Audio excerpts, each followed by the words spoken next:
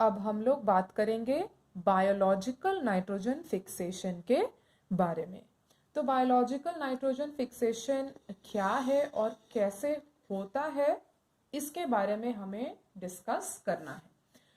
तो यहाँ पर हमें कुछ चीज़ें जाननी है, जैसे कि बहुत ही कम लिविंग ऑर्गेनिज्म ऐसे होते हैं जो कि नेचर में या एटमॉस्फेयर में नाइट्रोजन जिस फॉर्म में प्रेजेंट होता है, बेसिकली N2, जो एकदम प्योर नाइट्रोजन के फॉर्म में जो कि एयर में अबंडेंटली प्रेजेंट होता है, इसको यूटिलाइज कर पाते हैं। बहुत कम ऐसे ऑर्गेनिज्म हैं।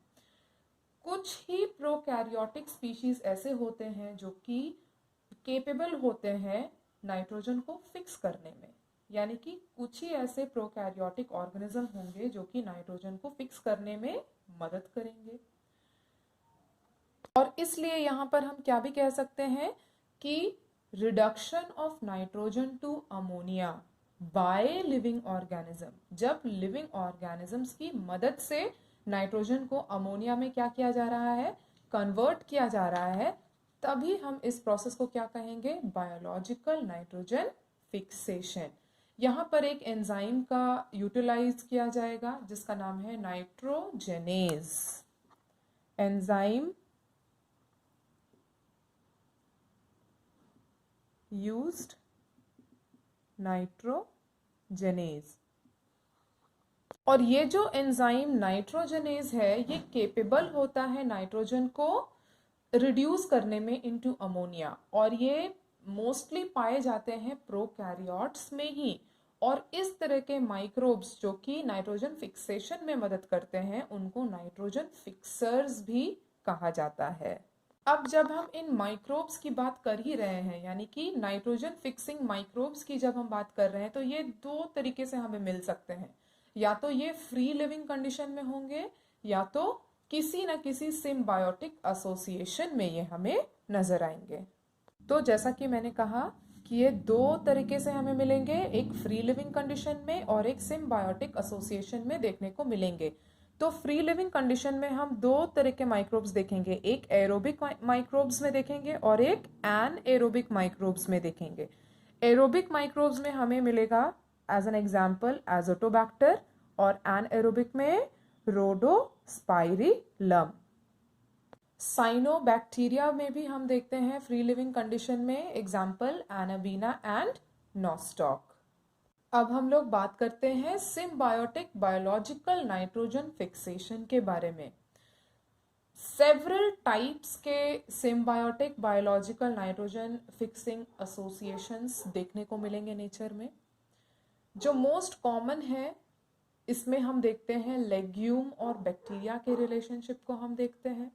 यहाँ पे हम क्या देखेंगे कि एक स्पीशीज है रॉड शेप्ड राइजोबियम, जिसको हम कह रहे हैं रॉड शेप्ड राइजोबियम। तो ये एक स्पीशी है रॉड शेप्ड राइजोबियम। इसे हम रिलेशनशिप में देखते हैं with roots.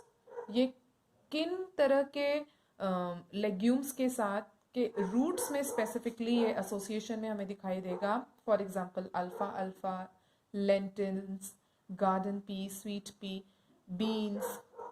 Most common association हम देखेंगे ऑन रूट्स एज नोड्यूल्स, यानी कि नोड्यूल्स का फॉर्मेशन होगा।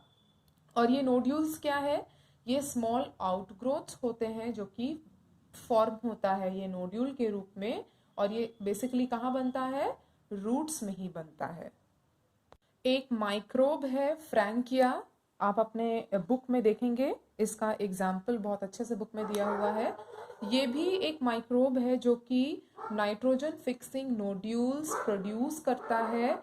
और किस तरह के प्लांट्स में ये रूट्स में नोड्यूल्स प्रोड्यूस करेगा, नॉन लेग्यूमिनस प्लांट्स। एक एग्जाम्पल हमने देखा राइजोबियम का, ये लेग्यूमिनस प्लांट्स के रूट में नाइट्रोजन फिक्सिंग नोड्यूल्स का फॉर्मेशन करता है। और ये एक फ्रैंकिया है माइक्रोब जो कि नॉन लेग्यूमिनस प्लांट्स के रूट्स में नाइट्रोजन फिक्सिंग नोड्यूल्स का फॉर्मेशन करेगा। ये दोनों ही चाहे हम राइजोबियम कहें या हम फ्रैंकिया कहें, ये फ्री लिविंग होते हैं सॉइल में, लेकिन फ्री लिविंग होने के बावजूद भी ये एक सिम्बायोटिक एसोसिएशन में ही रहना पसंद करते हैं और एटमॉस्फेरिक नाइट्रोजन को फिक्स करने में हेल्प करते हैं। अब हम बात करेंगे कि नोड्यूल का फॉर्मेशन कैसे होता है। तो जो नोड्यूल फॉर्मेशन है ये बहुत ही सीक्वेंशियल प्रोसेस है, इसमें बहुत सारे स्टेप्स इन्वॉल्व हैं, कैसे एक नोड्यूल का फॉर्मेशन होता है और कैसे जो माइक्रोब है वो प्लांट के साथ एसोसिएशन बनाते हैं और नोड्यूल्स का फॉर्मेशन करते हैं, और कैसे एक सिम्बायोटिक एसोसिएशन क्रिएट होता है, कैसे प्लांट बेनिफिट कर रहा है माइक्रोब से और कैसे माइक्रोब बेनिफिट कर रहा है प्लांट से। तो सबसे पहली एक्टिविटी जो हम देखेंगे वो ये है कि जो राइजोबिया है, माइक्रोब है, वो क्या कर रहा है, मल्टीप्लाई कर रहा है और एक कॉलोनी बना रहा है रूट्स के इर्द गिर्द, और वो अटैच हो जाता है किससे, एपिडर्मल और रूट हेयर के सेल्स के साथ। जो रूट हेयर है वो कर्ल करना शुरू होगा, जैसे ही कॉलोनी बढ़ेगी जो रूट हेयर है वो कर्ल होना शुरू होगा, और बैक्टीरिया फिर क्या करेगा, रूट हेयर को पेनिट्रेट करते हुए, उसको इन्वेड करते हुए उसके अंदर घुस जाएगा। अब क्या होगा, एक इन्फेक्शन थ्रेड का फॉर्मेशन होगा, और ये जो इन्फेक्शन थ्रेड है एक धागे के समान एक थ्रेड का फॉर्मेशन होता है, और ये क्या करता है, बैक्टीरिया को कैरी करके रूट के कॉर्टेक्स तक पहुंचा देता है। अब जैसे ही बैक्टीरिया रूट के कॉर्टेक्स में पहुंच गया, यहाँ पर क्या होगा, नोड्यूल फॉर्मेशन ट्रिगर होगा in the cortex of the root. क्यों, क्योंकि कॉर्टेक्स में जाकर बैक्टीरिया क्या कर रहा है, नोड्यूल बनाने का काम शुरू कर रहा है।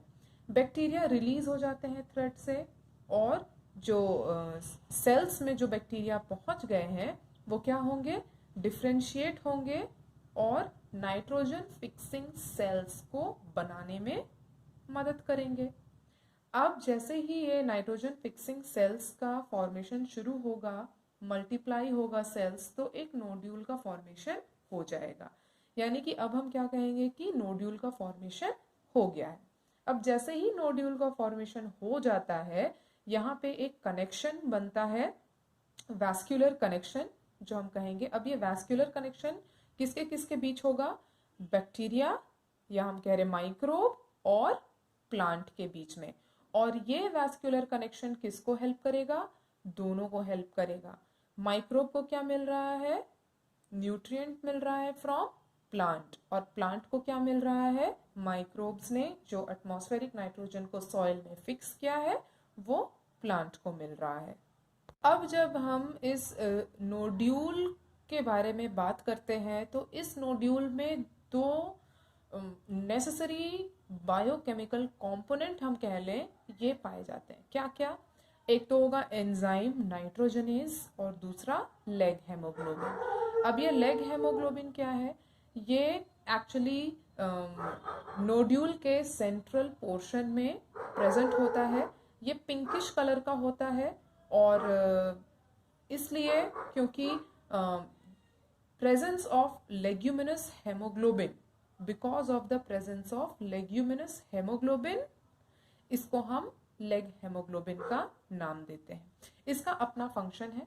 अभी क्योंकि हम इन दोनों के बारे में बात कर रहे हैं तो धीरे धीरे हम दोनों के फंक्शंस को स्टडी करेंगे।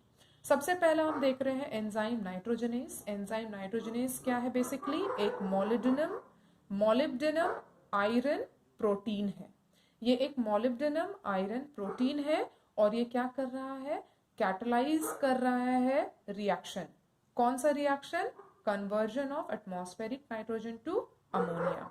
तो ये जो मोलिब्डेनम आयरन प्रोटीन है ये हेल्प करता है एटमॉस्फेयर में जो नाइट्रोजन है उसको किस में कन्वर्ट करने के लिए, अमोनिया में कन्वर्ट करने के लिए। और ये क्या है, सबसे पहला स्टेबल प्रोडक्ट है नाइट्रोजन फिक्सेशन का। और कुछ हम इस नाइट्रोजनेज एंजाइम के बारे में जान लेते हैं। सबसे पहले तो हमने देखा कि ये सबसे पहला स्टेबल प्रोडक्ट है जो कि नाइट्रोजन फिक्सेशन के थ्रू फॉर्म होगा।